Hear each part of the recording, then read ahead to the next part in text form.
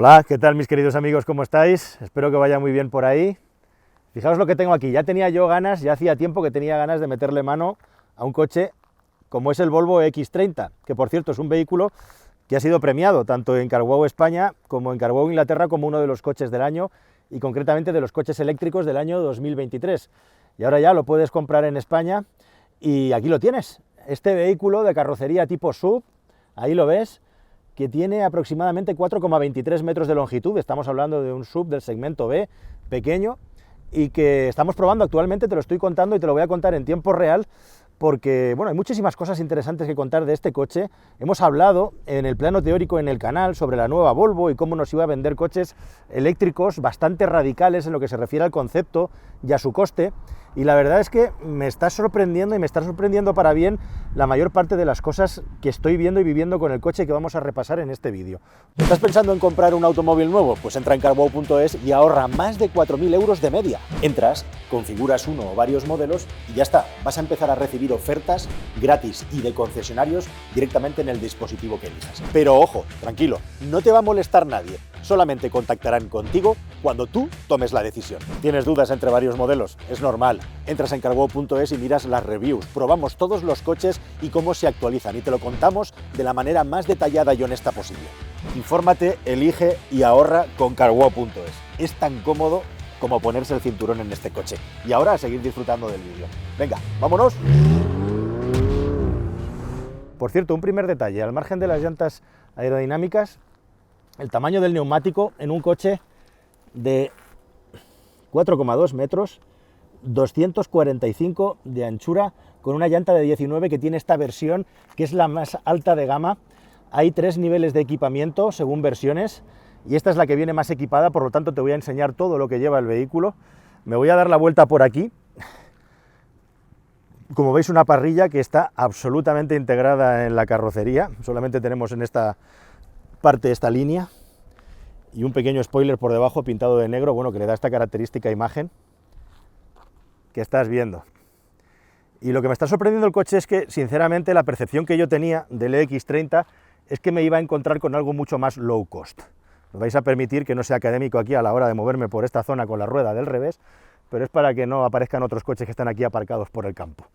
Aquí información en tiempo real. Bueno, aquí tienes una imagen de la silueta, como puedes ver, tiene esa línea hacia arriba entre el pilar B y el pilar C, que le da esa característica estética al vehículo, con el nombre de X30 aquí arriba.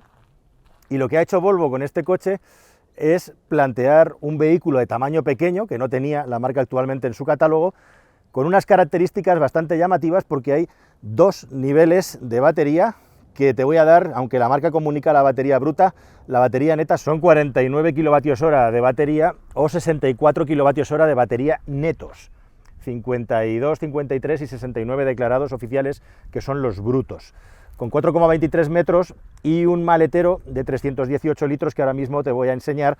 Déjame que termine de explicarte que hay 2 niveles de potencia y esto es un poco lo que marca lo distinto o diferente en un coche de este tipo. Mientras la industria del automóvil cabalga cada vez más hacia potencias más racionales intentando amplificar la autonomía, aquí Volvo se descuelga y en este SUV B de 4,20 metros nos saca la versión básica con 272 caballos y propulsión, y luego otra versión más con 2 motores y 428 caballos.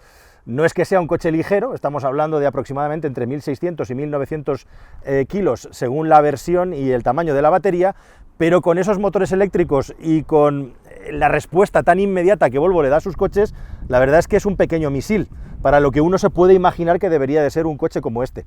Ahora en las impresiones de conducción vamos a hablar un poquito más de eso. Lo que te quería enseñar igualmente, bueno, el maletero lo podemos abrir desde el mando a distancia, e igualmente también tenemos un botoncito que está aquí prácticamente oculto, hay que buscarlo, aquí está, muy pequeñito, ábrete sésamo, y lo que nos encontramos en el interior lo he dejado lleno de mochilas y maletas para que veas exactamente cuál es el cubicaje con objetos reales, o al menos puedas tener una mínima sensación de proporciones.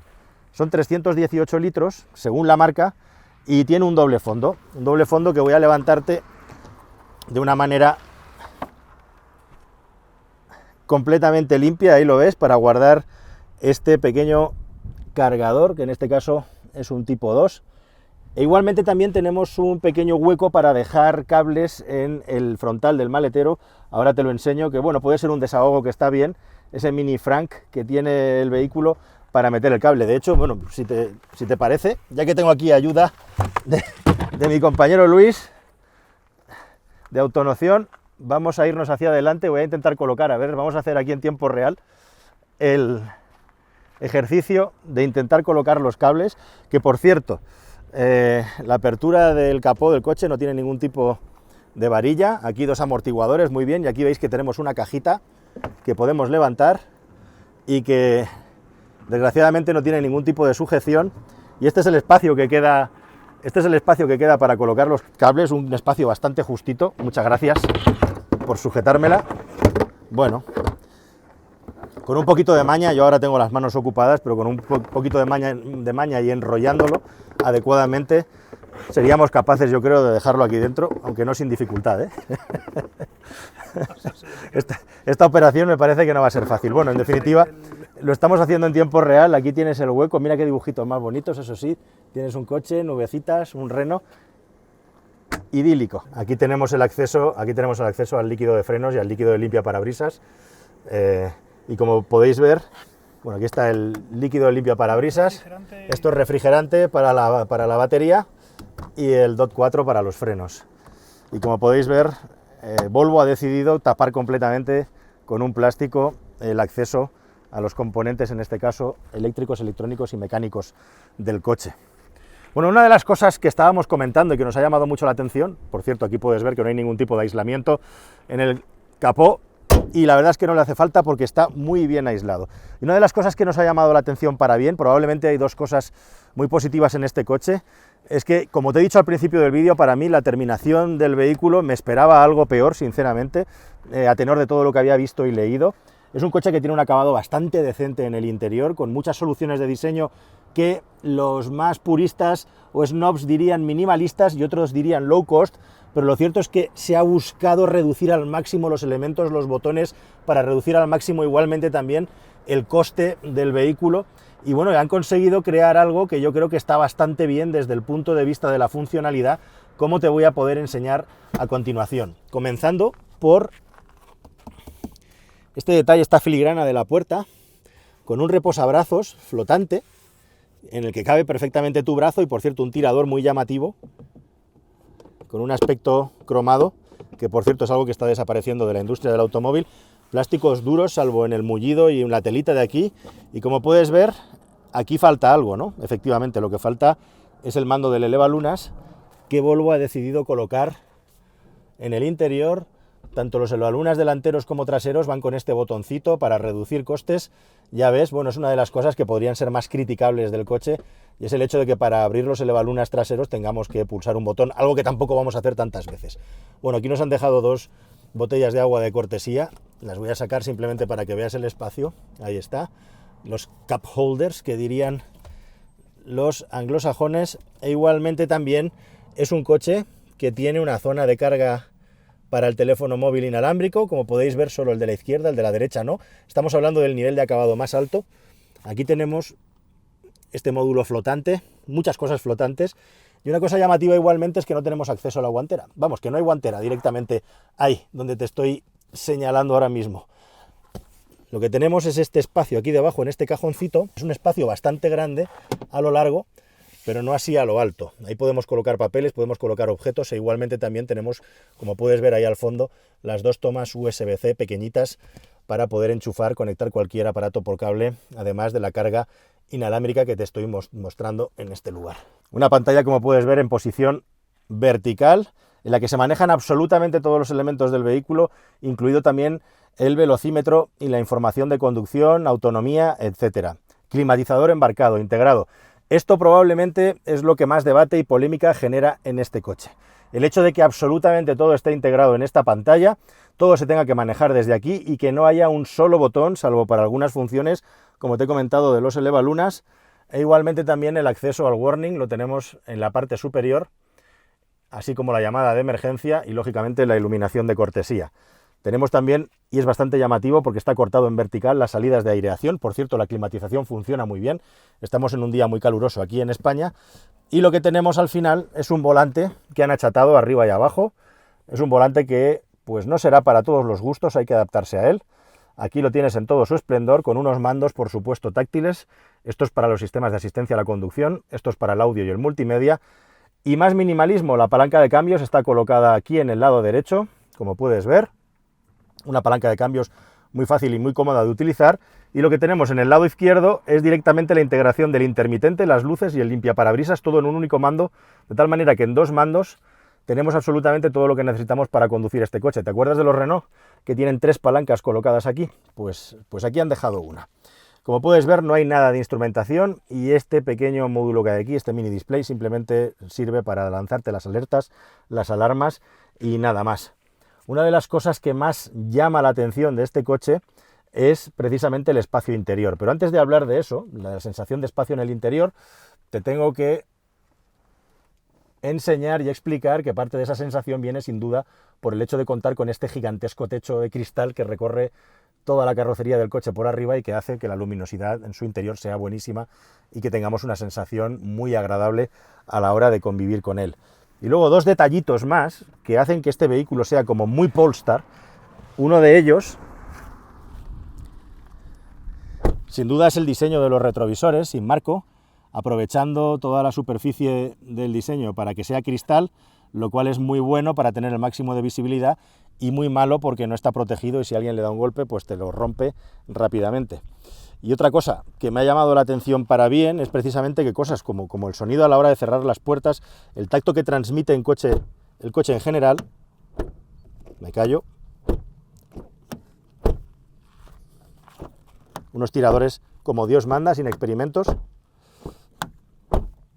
transmite una sensación de mucha solidez y de ser un coche que está bien pensado. Aquí tenéis la toma de carga con corriente alterna y corriente continua. En función del nivel de acabado que elijamos vamos a tener siempre 11 kilovatios de potencia para la corriente alterna y en la versión superior, en la más alta de gama, ahora lo repasamos con detenimiento, puede llegar hasta los 22 kilovatios de potencia. Igualmente también en este caso los mandos para mover los asientos son eléctricos, como puedes ver. Y por cierto, cada acción, cada cosa que haces respecto a los asientos o respecto a otros elementos del equipamiento tiene su reflejo en la pantalla y puede llegar a ser un poco molesto que te estén saliendo constantemente pop-ups, pantallitas que te tapan la navegación. Un pequeño detalle de los asientos, como te he estado explicando, una de las cosas fuertes, de los puntos fuertes de este coche es la sensación de espacio y el espacio interior en las plazas delanteras, que está muy bien. Y si te parece bien, me siento en las plazas traseras directamente dejando el asiento en la posición en la que yo conduzco, a ver qué tal se va ahí detrás. Bueno, pues abrimos la puerta trasera, no tiene un ángulo especialmente destacable, como puedes ver, para dejarnos hueco. Tampoco es que sea una cosa muy negativa, fíjate qué corte más radical tiene en el lateral. Y bueno, pues queda un espacio decente sin más, estamos hablando de un coche más bien angosto por proporciones exteriores y dejando el asiento en la posición donde yo conduzco, pues el espacio justo para que mis rodillas no toquen con el asiento, aquí lo ves, y poco más, suficiente, podríamos decir, espacio suficiente para poder viajar aquí detrás con confort. La verdad es que una vez posicionado la situación no es mala, eso sí, desgraciadamente no caben los pies por debajo del asiento delantero, y creo que proporcionalmente el coche lo que da es un gran espacio y comodidad en las plazas delanteras y en las traseras va algo justito, bastante justito. Fíjate, parece un acabado que es plástico reciclado seguro, pero parece además, qué simpático, parece además que sea corcho, pero no, parecen las virutas de un material que se ha querido buscar expresamente que parezca reciclado. E igualmente también el reposabrazos flotante y una tela azul que da la sensación al reflejar la luz como que estuviera retroiluminado. Ese azul que también está aquí en el relleno de los asientos. Asientos que, como puedes ver, son monopieza, muy bonitos de diseño, pero que ocupan más espacio y desahogan menos. Y luego fíjate, esta idea está bien, que el cajón, la parte trasera del cajón de delante, es solidaria y llega a la zona trasera de tal manera que tú también puedes tener aquí objetos, dejar almacenado cosas y además puedes abocarlo hacia los ocupantes de las plazas traseras. Dos tomas USB-C igualmente y los mandos de los elevalunas de nuevo para los ocupantes de detrás están colocados en esta posición central tan curiosa para liberar de cualquier tipo de botón a las puertas del vehículo, de nuevo con estos tiradores cromados. Una cosa que no te he enseñado, pero que tiene esta versión y que tienen todas las versiones, es que igualmente no hay altavoces en las puertas. En esta versión más alta de gama, todo lo que ves ahí delante es una barra de sonido firmada por Harman Kardon, ahí está, que la verdad es que suena muy bien, suena de lujo. Y hablando de sonar, yo creo que es hora de que dejemos de hacer sonar la boca, nos pongamos al volante y te explico un poquito más cómo va y cómo se siente este Volvo X30.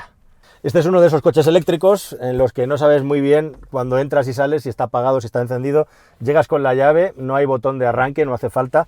Para entrar es una gozada, simplemente, y para arrancar la marcha quiero decir, es una gozada. Entras y a funcionar poniendo el vehículo en posición D con la palanca.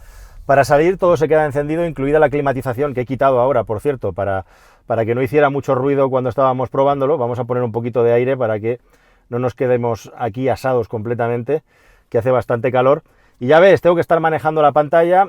Por un lado, además, va la parte de la temperatura y por otro lado va la parte de la velocidad del ventilador, regulación de las distintas salidas, etcétera. O sea que tienes que entrar en la pantalla y tienes que usar un menú u otro menú para poder configurar completamente la climatización, algo que podría estar mejor resuelto bajo mi punto de vista, porque esto va a ser para toda la vida. Bueno, es una de las cosas que tiene el tener que estar utilizando una pantalla como esta, que no es una pantalla que sea especialmente grande para los estándares de hoy en día y sobre la que pasa absolutamente todo en este coche. Afortunadamente, con el botón de Home de casa tenemos acceso al navegador, al sistema multimedia e igualmente también hay toda una serie de accesos directos por la parte inferior donde están las funciones del coche, el climatizador, el ventilador. Tenemos igualmente también la posibilidad, que es una buena idea, de activar el warning con la pantalla, aunque por cuestiones legales lo tenemos igualmente aquí arriba. Y un sistema que está basado, como en los vehículos últimos de Polestar y de Volvo, en Android Automotive. De hecho, si me dices, este es un coche de Polestar, pues tiene mucho de Polestar, empezando por el sistema operativo de la pantalla, siguiendo por la filigrana de los retrovisores, que es idéntica a la idea a la de Polestar, y otras cosas que transmiten ese minimalismo típico de la segunda marca, que por cierto ahora el grupo Volvo está intentando soltar lastre, ¿no? Veremos en qué termina todo este culebrón respecto a una marca Polestar que hace unos coches muy interesantes también, pero a unos precios que han hecho que sus ventas no es que hayan crecido mucho. Bueno, en general, la utilización de la pantalla y de este sistema no tiene mayor problema una vez que te has aclimatado a ella. Recuerda muchísimo a Tesla, es decir, tenemos en una parte la visión del cambio de marchas, la velocidad, el navegador y luego todas las funciones del coche agrupadas debajo, que es exactamente cómo Tesla agrupa su sistema multimedia. Y poco más de la pantalla. Esto es lo que hay para lo bueno y para lo malo. Como te decía, el sistema de ventilación funciona bastante bien. Como en muchos coches eléctricos es algo ruidoso, pero nos da una sensación bastante agradable y directa de que la temperatura se puede regular a tu gusto con cierta celeridad. Y luego está el tema de la conducción del coche, que es con lo que me gustaría terminar este vídeo. Es otro de los puntos fuertes, es el otro gran ítem que, digamos, a mí me ha sorprendido para bien de este Volvo X30, y es que el coche tiene una suspensión de calidad. Y eso se ve por cómo pasa por los badenes. Nos hemos hinchado a pasar badenes y baches en el rato que estamos conduciendo el coche, y la filtración de la suspensión es muy buena. Y luego llama la atención igualmente también, como siendo un coche confortable, siendo un coche que está orientado para que sacuda lo mínimo a los ocupantes, resiste y aguanta el hecho de tener un motor de 272 o de 428 caballos en la potencia con doble motor, que es una barbaridad. Además, un motor que es súper reactivo. No te voy a decir que nada más pisar el coche se dispare, pero sí que si le buscas un poco las cosquillas, la electrónica te da la potencia máxima más rápido que en otros coches eléctricos. Total, que es un misil. Es un utilitario, pero al mismo tiempo es un misil.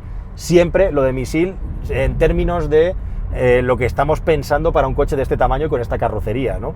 Estamos hablando de que en las versiones más económicas ya baja de los 5 segundos, en el 0 a 100 se queda en los 5 y poco, si no recuerdo mal. Ahora te pongo un cartelito para recordártelo. La de 428 caballos baja de los 4 segundos en el 0 a 100. Una locura. Eso hay que detenerlo y hay que sujetarlo en las curvas. La carrocería tiene un balanceo bastante bien contenido y hemos podido ver cómo al límite de adherencia, con esos neumáticos de 245, el coche se muestra muy noble. Al final acaba arrastrando un poquito al morro cuando ahuecas con el acelerador, pero se sujeta bastante bien y es bastante neutro. Quiero decir, llama la atención lo bien que va, e igualmente también llama la atención lo mucho que corre. Si estás pensando que esto es un coche deportivo con el que se puede hacer una conducción deportiva, la puedes hacer hasta cierto punto por lo que corre, pero desde luego no es un vehículo ni pensado para eso ni que responda como un deportivo. La dirección es una dirección de calidad, pero está muy filtrada, como ocurre en muchos coches eléctricos. Solamente tenemos un nivel de regeneración que es el One Pedal Feeling, es decir, que da bastante frenada, aunque hay otros coches que frenan más. E igualmente también solamente tenemos una regulación, no hay modos de conducción, minimalismo por todas partes. Tenemos la regulación de la dirección, que supuestamente tiene una fase blanda, una normal y otra más dura. En la práctica yo te podría decir que al menos en marcha no noto absolutamente ninguna diferencia. Ahora lo comprobaremos en parado si realmente hay alguna diferencia. Y por encima de todo esto, es un coche que con su tamaño, con su aerodinámica, en una conducción suave con ligera cuesta arriba nos ha gastado 19 kWh, lo cual quiere decir que perfectamente puede estar por debajo, entre los 16 y 18, en una conducción en llano suave por carreteras de circunvalación, que es lo que cabe esperar de un coche así, y a partir de ahí pues todo lo que quieras consumir de más teniendo en cuenta la potencia que tienes disponible, ¿no? Que siempre va a estar ahí y todo el tiempo. Un detalle bajo mi punto de vista respecto a esto es que siendo un coche que no tiene un consumo ni muy alto ni muy bajo, podríamos decir que es un consumo lógico y que está tirando a bien, con una potencia inferior y unos neumáticos más estrechos podríamos haber arañado un poquito a la autonomía, especialmente en la versión de 49 kWh a la que no le sobra batería precisamente. Pero esta es la decisión de Volvo y es una forma también de diferenciarlo de sus competidores. Bien es cierto que en la industria del automóvil ahora hay un trampantojo en el que se le ha dado la vuelta a todo. Antiguamente lo que eran caros eran los caballos y la autonomía no era un problema, ahora es al revés. Ahora lo que es muy caro de conseguir es la autonomía y los caballos los tenemos prácticamente a la carta, lo que nos quieran poner. Este Volvo X30 tiene un posicionamiento de precios muy interesante. La versión con la batería pequeña de 49 cuesta de PVP 37.500 y la versión de alta autonomía, 476 kilómetros con 64 kWh de batería, cuesta 42.763. Estamos hablando del nivel de acabado más bajo. Hay tres niveles, Core, Plus y Ultra. La cuestión es que esta segunda versión, la de alta autonomía, tiene actualmente una campaña que hace que con 5.000 euros menos su precio sea idéntico al coche de la batería pequeña. Con esto, en el concesionario, la decisión está clarísima. Tirar por la versión de la batería grande sin doble motor, que es absolutamente innecesario tener ese nivel de potencia, 428 caballos, y sin embargo tener el máximo de autonomía que a este coche no le sobra, aunque su rendimiento parece ser bueno. Eso sí, esos 37.000 euros antes de las ayudas del Estado, es decir, si achatarras con las campañas del concesionario podrías arañar y bajar el precio de los 30.000 euros siempre financiado, bueno, pues puedes tener uno de los coches más baratos, posiblemente el mejor en calidad-precio, que se quede justo en ese umbral de los 30.000, 29.000 euros actualmente en el mercado. Es muy llamativo como este coche nos parecía tremendamente barato y revolucionario hace un año, y ahora que lo hemos visto y lo hemos probado, nos sigue pareciendo lo mismo, pero ojo, porque han bajado tanto los precios en la industria del automóvil en lo que se refiere a los coches eléctricos alrededor, que ya no hay tanta diferencia, pero aún así solamente hay uno o dos coches con estos niveles de batería de potencia. Claramente, en muchos casos por debajo, solo hay un coche que tenga una potencia parecida, el Smart 1, que comparte plataforma con este vehículo, como por ejemplo el Fiat 600 o los coches de BYD, que hacen que este X30, como digo, siga estando muy bien posicionado. El gran pero aquí, el tamaño en el interior. Este es un coche pequeño, es un sub B, con unas plazas traseras con un espacio bastante justo, algo que el Smart supera y soluciona quitándole maletero a ese coche y con unas formas distintas. Como todos los Volvos actuales, tiene 180 km/h de velocidad punta. Bueno, teniendo en cuenta que hay muchos eléctricos hoy en día que tienen 140, 150, 160, esto ya no debería de ser un problema. Y próximamente, además, Volvo va a sacar una versión cross country ligeramente sobreelevada y con algunas protecciones alrededor para hacerlo aún más sub, con una altura libre al suelo de 16,7 centímetros. Sea esta versión o sea la próxima, todos estos coches se fabrican en China y tienen, como digo, ese extra, ese plus de calidad, de suavidad de rodadura y de un interior muy bien parido que a mí personalmente me ha convencido. El punto débil, sin duda, el espacio en las plazas traseras. Por cierto, la batería de 49 kWh es LFP, mientras que las otras tienen la química habitual NMC, las baterías de litio convencionales.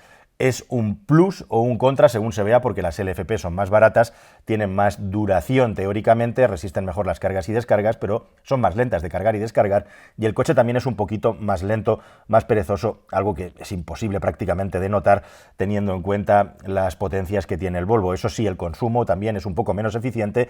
Oficialmente la batería pequeña tiene un consumo de 16,7 kWh contra los 15,7 que tiene la batería de 64 kWh con la química NMC. qué. Bueno, ¿y a ti qué te parece? Como digo, hay muy pocos coches en el mercado que ofrezcan tanto como ofrece este coche por menos precio.